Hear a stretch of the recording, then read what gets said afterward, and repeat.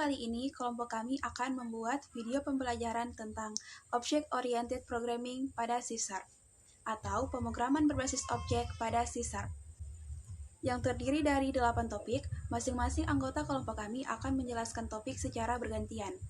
Untuk itu, kami akan memperkenalkan diri terlebih dahulu. Perkenalkan, nama saya Nuriani, stambuk F551-19089. Perkenalkan, nama saya Sri Wijaningrum, stambuk F551-19087. Perkenalkan, nama saya Enggar Tiasna Livento Harun, stambuk F551-19085. Assalamualaikum warahmatullahi wabarakatuh. Perkenalkan, nama saya Indriani, stambuk F551-19115.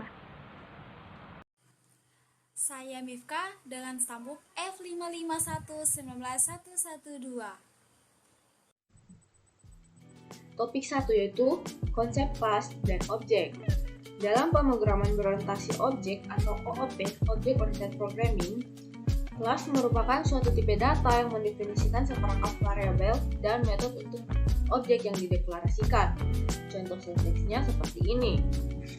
Apabila kita membuat kelas mobil, maka kita dapat menentukan ban, mesin, pintu, dan sebagainya sebagai objeknya. Kelas dapat diibaratkan seperti suatu cetak biru atau blueprint yang mendefinisikan data dan perilaku pada suatu tipe.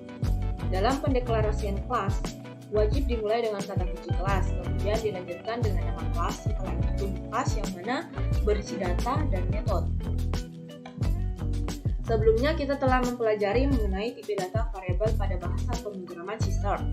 Hampir mirip dengan kelas, sebuah kelas dapat digunakan untuk mendeklarasikan beberapa objek.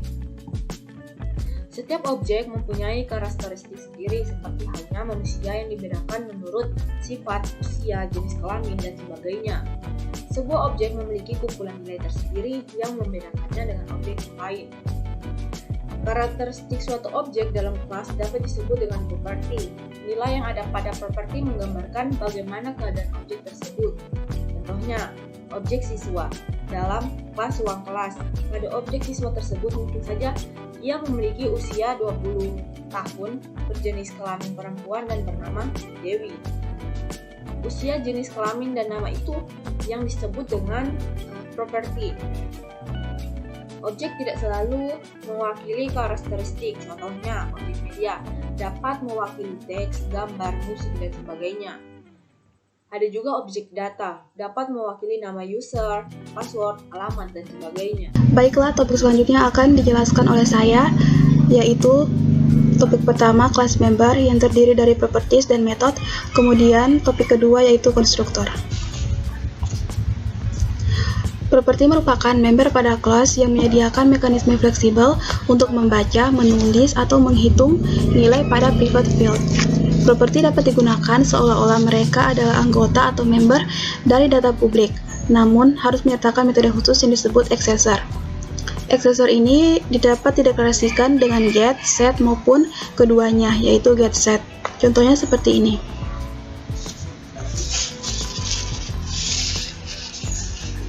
Di sini ada kelas Purge Property, mempunyai properti dengan nama percobaan, dan mempunyai dua aksesor yaitu get dan set, di mana get itu untuk mengembalikan nilai dan set itu untuk memberikan nilai pada data.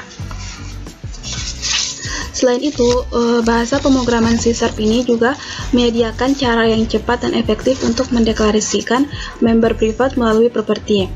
Misalnya membuat private member yang hanya dapat diakses melalui get dan set, seperti ini. Dengan menggunakan sintaks ini, itu dapat mempermudah dan memperpendek deklarasi dari private member. Jadi, kita itu tidak perlu lagi mendeklarasikan nama private field itu secara terpisah, seperti ini. Cukup dengan menuliskan seperti ini. Baiklah, topik selanjutnya yaitu method. Method adalah kumpulan dari beberapa statement yang digabungkan menjadi satu, seperti halnya sebuah grup. Metode ini juga memiliki beberapa syarat untuk pendeklarasiannya, yaitu yang pertama, tipe return atau pengembalian nilai, yang kedua, nama dari metode tersebut, yang ketiga yaitu daftar parameter. Parameter merupakan suatu variabel yang menerima nilai yang dikirimkan ke metode saat dipanggil. Parameter ini bersifat opsional, yang artinya itu sebuah metode itu tidak harus memiliki sebuah parameter. Contohnya itu seperti ini. Di sini saya itu membuat sebuah metode untuk mencetak satu baris kalimat "Saya sedang belajar bahasa pemrograman C#". Metode ini dibuat dengan nama YaniTest dan akan menampilkan teks berupa "Saya sedang belajar bahasa pemrograman C#". Nah, di sini untuk memanggil metode, kita cukup menuliskan nama metode yang telah dibuat, yaitu YaniTest. Di sini saya menuliskan sebanyak 3 kali, maka saat dikompil nanti, teks ini akan ditampilkan sebanyak 3 kali. Nah, selain itu, di sini juga saya membuat sebuah metode yang memiliki parameter. Di sini parameter yang digunakan yaitu testing dengan tipe data string dan akan ditampilkan tulisan berupa hello world. Selanjutnya konstruktor. Konstruktor merupakan bagian dari kelas untuk mengeksekusi setiap objek baru pada kelas. Setiap kali kelas dibuat, maka konstruktor akan disebut. Setiap kelas boleh memiliki beberapa konstruktor untuk mengambil argumen yang berbeda satu sama lain. Dengan menggunakan konstruktor, kita juga dapat menetapkan nilai default, membatasi instantiation, dan menulis kode yang fleksibel dan mudah dibaca. Konstruktor di sini terbagi menjadi 2, yaitu konstruktor default dan juga konstruktor statis.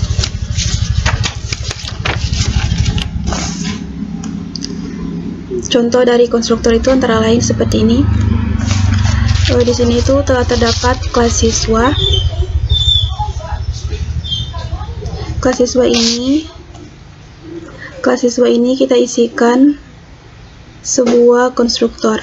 Jadi saat dibuat objek kelas 1 ini dan menggunakan kelas siswa, kemudian terdapat konstruktor ini, maka konstruktor ini akan dijalankan. Dan juga sifat dari konstruktor itu adalah public dan juga memiliki nama yang sama dengan kelas, yaitu di sini kelasnya siswa, maka di sini nama konstruktornya juga siswa. Ketika ini dipanggil, maka akan tertampilkan perkenalkan nama saya, nama yang ini tadi Nuriani. Sekian penjelasan topik dari saya. Kita lanjut ke materi selanjutnya. Langsung saja saya buka materinya. Nah, di sini saya akan menjelaskan atau memaparkan 2 materi, yaitu materi 4 dan materi 5. Nah, materi yang keempat adalah akses modifier. Nah, di mana akses modifier ini adalah sebuah hak akses yang diberikan kepada sebuah variabel metode atau kelas dengan tujuan untuk menjaga integritas dari data tersebut ketika ingin diakses objek lain. Nah, hak asasi sendiri diberikan oleh pembuat program sebagai salah satu bentuk implementasi dari OOP itu sendiri. Nah, dengan adanya akses modifier ini, kita dapat membatasi resource mana saja yang dapat diakses oleh objek-objek tertentu, turunannya, ataupun oleh metode tertentu. Nah, di sini juga saya memaparkan yaitu jenis-jenis dari modifier yang dapat digunakan. Nah, di sini saya mengambil 4 jenis modifier yang dapat digunakan. Nah, pertama yaitu public. Nah, pada akses modifier public ini mempunyai hak akses paling luas dibanding yang lainnya karena aksesnya sangat luas. Maka akses modifier ini biasanya digunakan untuk metode setter-getter sesuai konsep OOP. Nah, langsung saja bisa kita lihat pada contoh kodenya di bawah itu. Nah, di sini pada kelas person terdapat 2 member, yaitu atribut name dan method change name.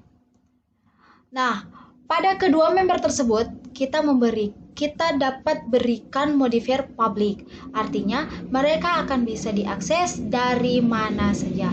Nah, yang kedua ini adalah class person tidak akan diberikan modifier karena maka yang akan terjadi adalah kelas tersebut tidak akan bisa diimpor atau diakses dari luar package.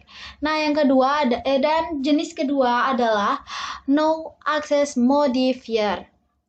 Di sini, sesuai dengan namanya, hak akses yang satu ini tidak perlu dituliskan di metode atau variabelnya. Karena dengan hak akses ini, variabel atau metode dapat diakses dari kelas lain, asalkan masih dalam satu package yang sama.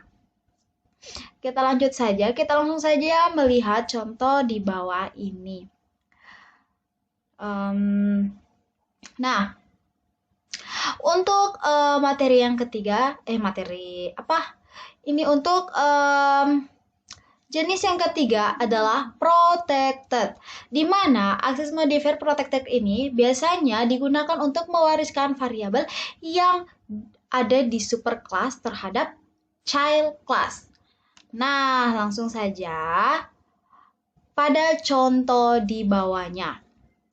Pada contoh di atas itu, ketika kita memberikan modifier protected pada atribut name. Nah, apabila kita coba mengakses dari kelas yang satu package dengannya, maka tidak akan terjadi error. Yang keempat adalah privat. Nah, untuk privat sendiri bersifat tertutup. Sesuai dengan konsep OOP, encapsulation, maka setiap variabel wajib untuk dilindungi hak aksesnya secara langsung dari luar loh. Oleh karena itu, variabel diberikan hak akses privat dan untuk melakukan pengaksesan atau perubahan data digunakan setter-getter. Nah, langsung saja kita ke contoh kodenya. Nah, pada contoh kode di atas ini, kita dapat memberikan modifier privat pada atribut name dan modifier public pada metode setName dan getName. Nah, mungkin itu saja materi tentang akses modifier. Nah, lanjut saja ke materi yang kedua, yaitu materi inheritance. Maaf guys. Nah, langsung saja ke inheritance adalah konsep OOP di mana sebuah kelas dapat menurunkan properti dan metode yang dimilikinya kepada kelas lain.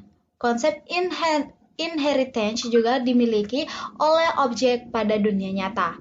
Konsep inheritance ini atau perusahaan ini juga memiliki model relasi adalah di mana sebuah kelas akan dimungkinkan untuk mengambil isi dari kelas lain sebagai isi dari kelas tersebut. Dengan konsep inheritance ini akan mempermudah kita dalam membuat dan perawatan sebuah program dengan menghilangkan pengguna kode berulang saat pembuatan banyak kelas yang serupa. Nah, apa saja sih keuntungan dari inheritance ini? Nah, langsung saja ke keuntungan inheritance. Pertama yaitu subclass menyediakan state atau behavior yang spesifik yang dapat membedakannya dengan superclass. Hal ini akan memungkinkan programmer Java untuk menggunakan ulang search kode dari superclass yang telah ada. Nah, yang kedua adalah programmer Java dapat mendefinisikan superclass khusus yang bersifat genetik yang bisa disebut abstract class untuk mendefinisikan kelas dengan behavior dan state secara umum. Nah, kita lanjut ke tipe-tipe inheritance atau pewarisan tersebut. Nah, pertama di sini adalah public inheritance, di mana jika mendaftarkan base class pada derived class menggunakan akses specifier public, maka akan membuat member dari base class yang memiliki sifat privat, protected, dan public akan menjadi diri mereka sendiri pada derived class tersebut.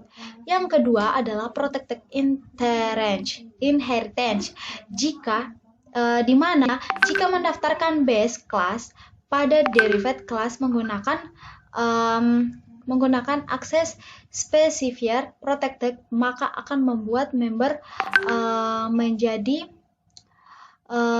menjadi base class yang bersifat protected dan public menjadi bersifat protected pada derived class. Nah, yang ketiga adalah private inheritance, yang dimana jika mendaftarkan base class pada derived class menggunakan akses specifier privat, maka akan membuat member dari base class yang bersifat protected dan public menjadi bersifat privat dan derived class.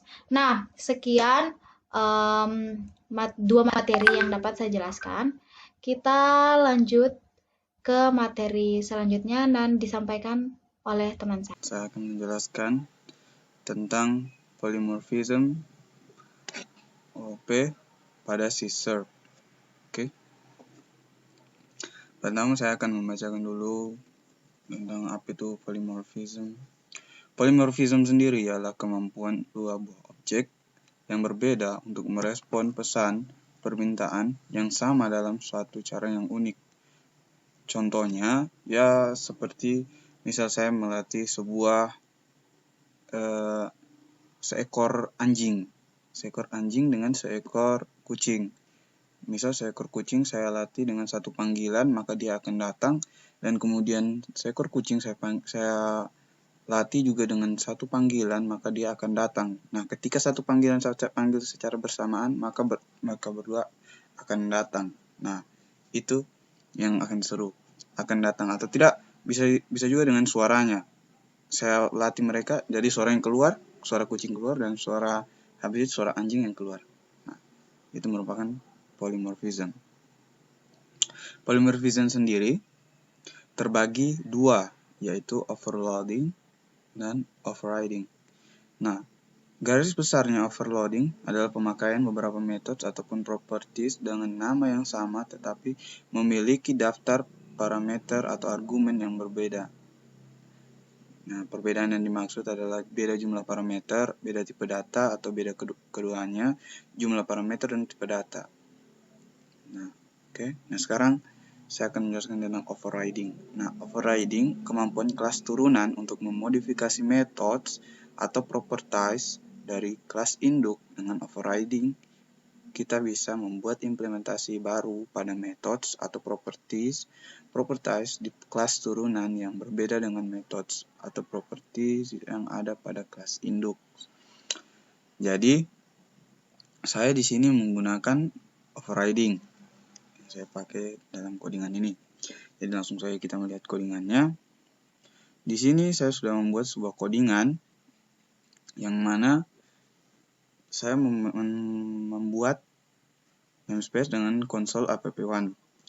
Nah, kelas saya buat kelas pertama. Nah, di sini ada public void show. Nah, ada console write line, keterangan ini ditampilkan oleh kelas pertama. Ini akan muncul untuk tampil di layar monitor. Nah, kemudian ada kelas kedua, ini sub dari kelas pertama. Jadi ini adalah child. Nah, ini tadi yaitu super class lah. Ini super class. Ini subclass. Jadi ini merupakan kelas yang induk. Nah, ini merupakan child atau anakan dari kelas induk sendiri. Oke. Kemudian di dalamnya kelas kedua itu terdapat public void show 1. Console write line, ada keterangan ini ditampilkan oleh kelas kedua. Jadi di sini saya memberikan public void show 1. Kenapa? Agar berbeda dengan yang pertama. Saya memberikan yang pertama cuma show, yang kedua show 1. Itu agar memiliki perbedaan. Nah, sini kita lihat langsung ke dalam codingannya. Terdapat pertama. Nah, ini pertama yang ini tadi, yang di kelas pertama. Ini kelas pertama 1 sama dengan new pertama. Nah, new pertama ini artinya itu dia semua yang baru atau yang terdapat di dalam pertama itu dia masuk ke dalam 1. Jadi 1 sama dengan new pertama. Atau bisa dibilang dengan ini untuk masuk di kelas pertama. Jadi dia diganti dengan 1 gitu. Kemudian dia dipanggil dengan 1.show. Nah, .show itu yang public void ini. Dia jadi untuk pemanggilannya dia menggunakan 1. Kemudian ada di kedua, saya ganti juga masuk di 2 sama dengan new kedua. Nah, ini saya taruh lagi 2.show 1. Nah, jadi console write silakan tekan tombol apa saja. Nah, ini yang 1 ini dia akan menampilkan ini. Nah, kemudian yang kedua, yang ini dia akan menampilkan keterangan ini. Karena ini merupakan child dari super kelas pertama. Ini merupakan subkelasnya. Nah, coba kita jalankan terlebih dahulu.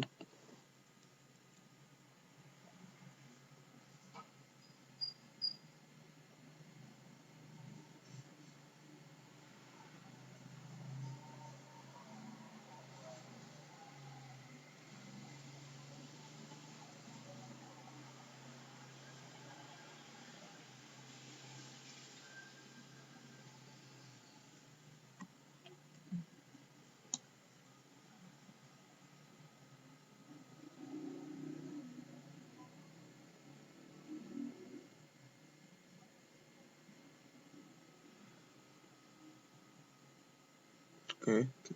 Nah, ini dia setelah muncul. Kita lihat di sini. Yang tampil, keterangan ini ditampilkan oleh kelas pertama, keterangan ini ditampilkan oleh kelas kedua. Nah, kenapa bisa dia show-nya itu seharusnya kan pertama, di sini ditulis pertama .show seharusnya. Tapi kenapa saya ubah jadi 1 dan new pertama? Ini agar dia memanggil dari public void-nya ini. Void-nya ini untuk masuk ke console write line untuk masuk dipanggil ke dalam layar monitor. Kemudian ya itu sudah cukup. Nah, kita tekan tombol. Nah, oke. Satu fungsi lagi. Di sini ada saya tempatkan console.readKey dengan dia punya value true. Nah, di sini kenapa saya memberikan ini? Agar dia tidak langsung mengexecute atau langsung end pada saat selesai menampilkan apa yang akan ditampilkan. Ketika dia menampilkan ini tadi, yang ditampilkan ini, konsol ini dengan ini, itu kalau tidak ditambahkan ini dia akan cepat. Dan itu tidak bisa kita nikmati atau kita perhatikan terlebih dahulu.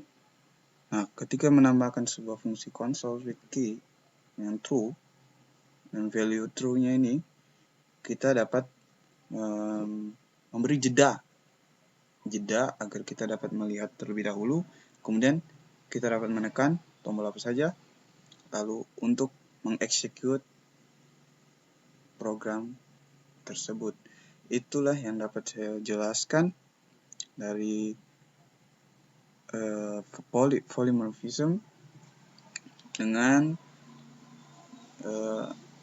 tipe atau yang saya bawakan ini dengan polymorphism of writing. Itu yang dapat saya jelaskan dari polymorphism C-Sharp. Mohon maaf apabila terdapat kekurangan di dalamnya. Wabillahi taufiq wal hidayah. Wassalamualaikum warahmatullahi wabarakatuh. Langsung saja kita akan masuk materi abstraction. Nah, abstraction adalah proses untuk menyembunyikan detail implementasi dari user sehingga hanya sisi fungsionalitas saja yang ditampilkan. Atau dengan kata lain, user akan menerima informasi mengenai apa yang dapat dilakukan oleh suatu objek. Namun, user tidak akan mengetahui bagaimana objek itu melakukannya.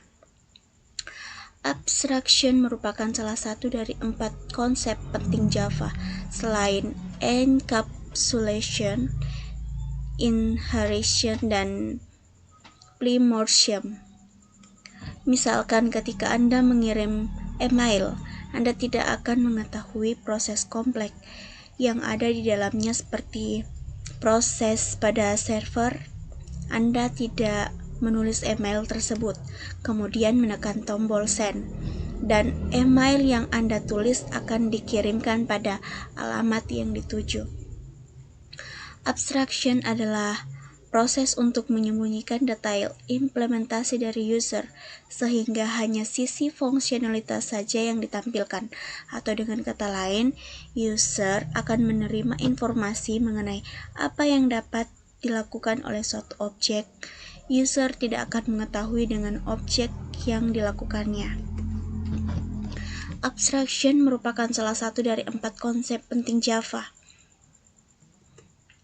Misalkan, ketika Anda mengirim email, Anda tidak akan mengetahui proses kompleks yang ada di dalamnya, seperti proses pada server. Anda tidak menulis email tersebut kemudian menekan tombol send. Nah, ini adalah codingan bahasa Java abstraction. Ini tentang binatang. Nah, di sini